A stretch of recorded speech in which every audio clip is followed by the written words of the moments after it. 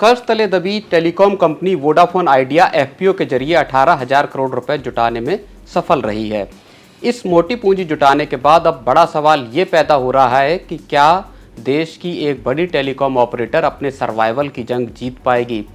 सवाल इस बात का भी पैदा हो रहा है कि क्या मोटी पूंजी के साथ टेलीकॉम मार्केट पर मोनोपोली बनाने के मकसद से काम कर रही रिलायंस जियो और दूसरे नंबर पर मौजूद भारती एयरटेल के मौजूदा डुओपॉली वाले मार्केट में वोडाफोन आइडिया इस मैदान में जंग को त्रिकोणीय बना पाएगी या नहीं। नमस्कार, मैं हूं प्रवीण शर्मा और आप देख रहे हैं बिस्तक एक्सप्लेनर। इस एक्सप्लेनर में हम वोडाफोन आइडिया और पूरे टेलीकॉम सेक्टर की बात करेंगे। हम इस चर्चा को वोडाफोन आइडिया से जुड़ी दो बड़ी खबरों के संदर्भ में देखेंगे। इनमें से एक खबर पॉजिटिव है और दूसरी खबर थोड़ी चिंताजनक है। तो चलिए शुरू करते हैं। वोडाफोन आइडिया के लिए एक बड़ी और पॉजिटिव खबर कंपनी के मैनेजमेंट की तरफ से आई है। गुरुवार को मुंबई में आदित्य बिरला ग्रुप के चेयरमैन कुमार मंगलम बिरला ने एक बड़ा बयान दिया। सबसे पहले तो ये समझ लीजिए कि Aditya Birla group Vodafone idea की प्रमोटर और स्टेक होल्डर कंपनी है। तो कुमार मंगलम बिरला ने कहा है कि फॉलो ऑन ऑफर के जरिए 18,000 करोड़ रुपए जुटाने के बाद वोडाफोन आइडिया एक स्मार्ट टर्न अराउंड करेगी। उन्होंने इसमें एक और बड़ी बात जोड़ी है। उन्होंने कहा है कि वोडाफोन आइडिया के 18,000 करोड़ रुपए जुटाने और टर्न अराउंड के रास्ते पर आगे बढ़ने की कहानी इस वजह से भी अहम है क्योंकि भारत को 3 प्राइवेट टेलीकॉम कंपनियों की जरूरत है। हालांकि कुमार मंगलम बिरला का बयान जियो और एयरटेल के लिए परेशानी वाला है, जो कि देश के टेलीकॉम मार्केट को 2 कंपनियों की बादशाहत वाला बाजार बनाकर रखना चाहते हैं। अगर वोडाफोन आइडिया का टर्न अराउंड होता है तो इस मार्केट में एक त्रिकोणीय मुकाबले का रास्ता साफ हो सकता है और कस्टमर्स के पास ऑप्शंस की संख्या भी बढ़ जाएगी। टर्न अराउंड का मतलब यहाँ समझ लीजिए, टर्न अराउंड का मतलब किसी कंपनी के बुरे दौर से निकलकर प्रॉफिटेबल होना, ग्रोथ के रास्ते पर लौटना और कारोबार पर पकड़ बनाने से है। अब समझिए कि कुमार मंगलम बिरला का बयान कितनी अहमियत रखता है। उनके बयान के आते ही सुबह के कारोबार में गिरकर ट्रेड कर रहे वोडाफोन आइडिया के शेयरों में नई जान आ गई और शेयर हरे निशान में आ गए। करीब 11:15 वोडाफोन आइडिया के शेयर 2.67% उछलकर 13 रुपये 45 पैसे पर ट्रेड कर रहे थे। आज ही वोडाफोन आइडिया के फॉलो ऑन ऑफर में आवंटित किए गए शेयर एक्सचेंजों पर लिस्ट हुए हैं। कंपनी ने एफपीओ में शेयरों का अलॉटमेंट प्राइस 11 रुपये फिक्स किया था।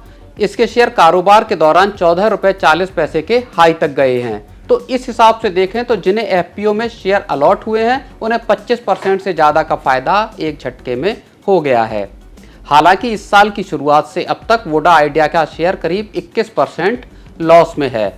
हालांकि बीते पूरे एक साल की अगर हम बात करें तो इस शेयर ने 113% का तगड़ा रिटर्न देकर इन्वेस्टर्स को माला माल कर दिया है। 52 वीक का लो अगर हम देखें तो वोडाफोन आइडिया का 52 वीक का लो 6 रुपये 30 पैसे और 52 वीक का हाई 18 रुपये 40 पैसे है। खैर, शेयरों से इतर वोडाफोन के टर्न अराउंड की कहानी पर फिर से लौटते हैं। एफपीओ के बाद आदित्य बिरला ग्रुप के पास वोडाफोन आइडिया की 18% हिस्सेदारी बची है। दूसरी तरफ केंद्र सरकार के पास एफपीओ के बाद कंपनी में 24% स्टेक है। वोडाफोन पीएलसी का इस जॉइंट वेंचर में 23% स्टेक है। कुमार मंगलम बिरला ने यह भी कहा है कि वोडाफोन के साथ मिलकर वे टेलीकॉम इंडस्ट्री में करीब 1,70,000 करोड़ रुपए का इन्वेस्टमेंट कर चुके हैं। हाल ही में आदित्य बिरला ग्रुप ने वोडाफोन आइडिया में 2,000 करोड़ रुपए लगाए थे। अब एफपीओ के बाद टर्न अराउंड को लेकर बुलिश नजर आ रहे कुमार मंगलम बिरला को देखकर तो ये लग रहा है कि शायद हमें देश में 3 मजबूत टेलीकॉम कंपनियों का मार्केट बन सकता है। अब आते हैं वोडाफोन से जुड़ी दूसरी बड़ी खबर पर। मसला यह है कि भले ही वोडाफोन आइडिया ने एफपीओ से 18,000 करोड़ रुपए जुटा लिए हैं, लेकिन उसके लिए पैसों से जुड़ी मुश्किलें अभी कम नहीं हुई हैं। मामला कंपनी को मिलने वाले नए कर्जों का है। कमर्शियल बैंक वोडाफोन आइडिया को नया कर्जा देने से पहले इसके मौजूदा कर्जों और अगले 4-5 साल में कर्जों के रीपेमेंट शेड्यूल को देखना चाहते हैं। उसके बाद ही बैंक वोडा आइडिया को नया कर्ज देने पर विचार करेंगे। बीएस की एक रिपोर्ट के मुताबिक बैंक इस बात को लेकर भरोसा चाहते हैं कि वीआई अपने कर्जों को चुका पाएगी। ये भरोसा होने के बाद ही वो कंपनी को नया लोन जारी करना चाहते हैं। कंपनी कर्जों के जरिए 25,000 करोड़ रुपए जुटाना चाहती है और इस तरह से इक्विटी और डेट से जुटाई जाने वाली अगर हम कुल रकम को जोड़कर देखें तो वो 43,000 करोड़ रुपए पर पहुंच जाती है। कंपनी को 5G लागू करने और दूसरे कामकाजी कर्जों के लिए मोटी पूंजी की जरूरत है। दूसरी ओर उसे भारी भरकम कर्जों का भुगतान भी करना है। तो अब आइए हम ये देखते हैं कि कंपनी के कर्जों का हिसाब किताब आखिर क्या है। वोडाफोन आइडिया पर 2023-24 की दिसंबर में खत्म तिमाही में कुल 2,14,000 करोड़ रुपए का ग्रॉस डेट था। कंपनी को डेफर्ड स्पेक्ट्रम पेमेंट के तौर पर 1,38,000 करोड़ रुपए सरकार को चुकाने हैं। दूसरी ओर इसका एडजस्टेड ग्रॉस रेवेन्यू इसी दौरान 69,020 करोड़ रुपए रहा है। बैंकों और फाइनेंशियल इंस्टीट्यूशन से कंपनी के ऊपर 6,050 करोड़ रुपए का कर्जा है। कंपनी का इरादा 2024 में 5400 करोड़ रुपए का कर्ज चुकाने का है। अक्टूबर 2025 से मार्च 2026 के बीच कंपनी को 12,000 करोड़ रुपए सरकार को चुकाने हैं। इसके बाद कंपनी को अगले 5 साल तक हर साल 43,000 करोड़ रुपए चुकाने होंगे। ये अवधि FY27 से FY31 तक चलेगी। यानी एक तरफ तो कंपनी को अपने कारोबार को पटरी पर लौटाना है, 5G को लागू करना और अपने सब्सक्राइबर्स को रोकना है, दूसरी तरफ उसे इसी के साथ अपने कर्जों को तेज रफ्तार से घटाना होगा।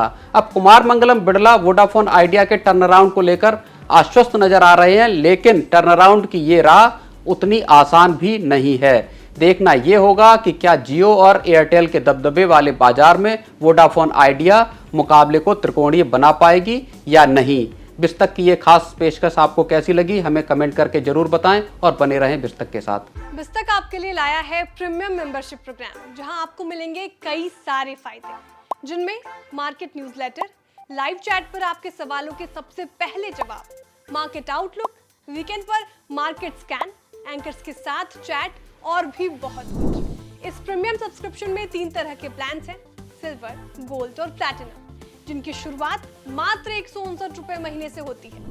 इससे जुड़ना भी बेहद आसान है। बिस्तक के YouTube चैनल पर जाएं, ज्वाइन बटन पर क्लिक करें और अपना प्लान सिलेक्ट करें। बस बन गए आप हमारे प्रीमियम मेंबर।